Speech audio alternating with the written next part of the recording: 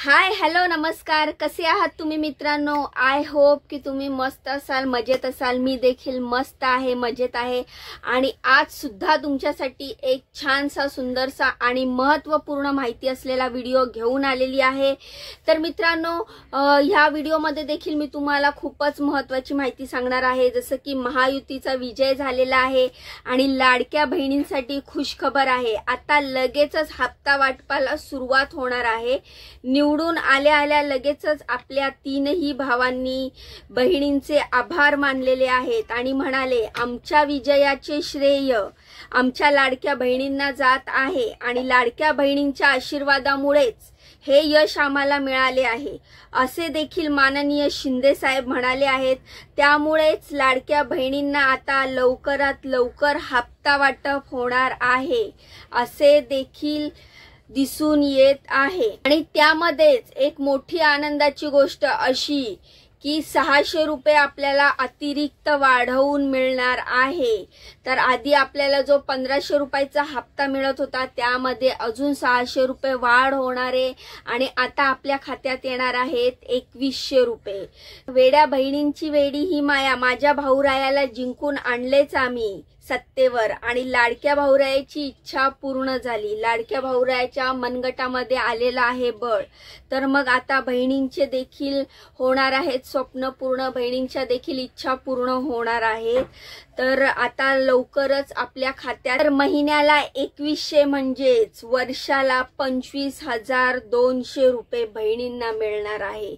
तर महिन्याला 2100 रुपयाप्रमाणे दर वर्षाला 25,200 बहिणींच्या खात्यात होणार आहेत जमा।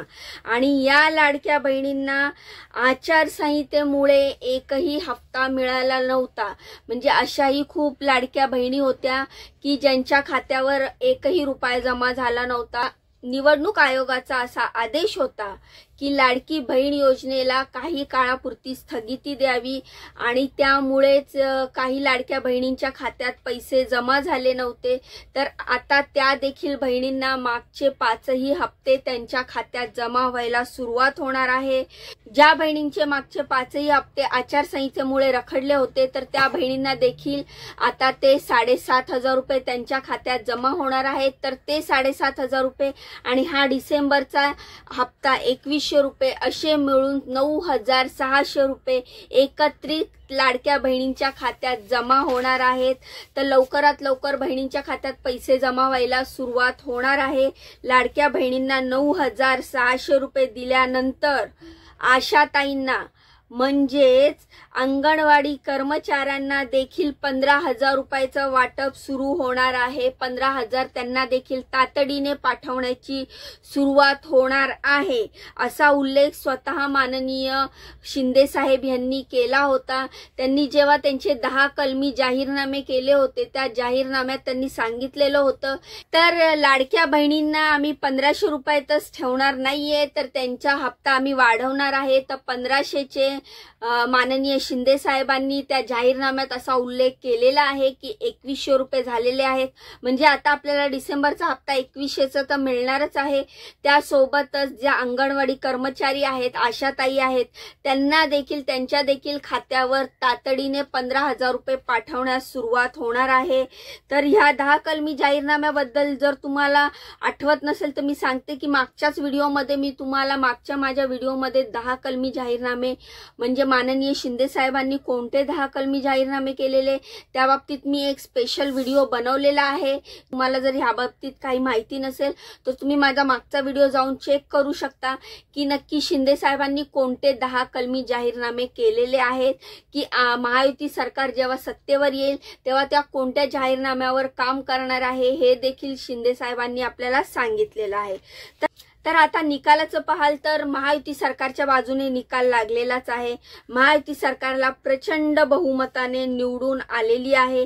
तर आता मुख्यमंत्री पदावर कोणता भाऊ बसणार यावर आपले लक्ष लागून राहिलेले आहेत। आणि तुम्हाला तर माहिती आहे की मुख्यमंत्रीच्या खुर्चीवर आपल्या या 3 भावांपैकीच एक भाऊ बसणार आहे। तर यामध्ये माननीय श्री माननीय जी एकनाथजी शिंदे असू शकतात किंवा माननीय देवेंद्रजी फडणवीस असू शकतात, म्हणजे आपले देवाभाऊ, किंवा अजितदादा पवार असू शकतात. तर या 3 भावांपैकी एक भाऊ आपला मुख्यमंत्री खुर्चीवर बसणार आहे. तर आता ह्यावरच आपल्या सर्वांचं लक्ष लागून राहिलेलं आहे की मुख्यमंत्री पदाच्या सीटवर कोणता भाऊ बसणार आहे. तर आता तुम्हाला प्रश्न पडला असेल की मग पैसे कधी येणार.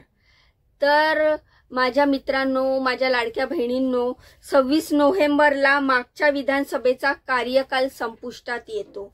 तर त्यामुळे हा कार्यकाल संपला रे संपला ते 26 ते 30 नोव्हेंबरच्या मध्ये नवीन सरकार स्थापन करणे अनिवार्य आहे. तर अर्जंट तातडीने सरकार स्थापन झाल्या आता लगेचच बहिणींच्या खात्यात पैसे जमा व्हायला सुरुवात होणार आहे. जसं की माननीय शिंदे साहेबांनी सांगितलेलं की आमचं सरकार स्थापन झालं, पहिले लाडक्या बहिणींच्या खात्यातच पैसे जमा होणार आहे. तर मित्रांनो, काळजी करायची गरज नाहीये.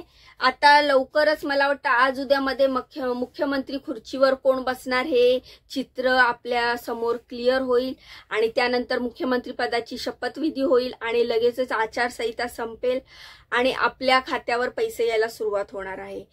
तर अशीच महत्त्वपूर्ण माहिती मित्रांनो मी तुम्हाला माझ्या व्हिडिओतून सांगत असते. तुम्ही देखील माझ्या व्हिडिओला भरभरून प्रतिसाद देताय, त्याबद्दल मनापासून धन्यवाद. पण एक प्रॉब्लेम आहे, काही जण येतात, व्हिडिओ बघतात, स्क्रोल करून निघून जातात. तर मित्रांनो, एक लाईक आणि एक सबस्क्राईब करायला तुम्हाला खिशातनं पैसे तर द्यावे लागत नाही. मी माझ्या प्रत्येक व्हिडिओत तुम्हाला तेच सांगत असते. तर कृपया एक लाईक आणि एक सबस्क्राईब नक्की करत जा, कारण की आम्ही खूप मेहनतीने व्हिडिओ बनवत असतो आणि तुमच्या एक लाईक आणि एक सबस्क्राईबमुळे आम्हाला खूप हुरूप येतो असे नवनवीन व्हिडिओ बनवण्यासाठी. तर माझ्या व्हिडिओमध्ये मी तुम्हाला अशीच महत्त्वपूर्ण माहिती सांगत असते. भेटूया असाच नवीन महत्त्वपूर्ण माहिती असलेला व्हिडिओ घेऊन. तोपर्यंत नमस्कार.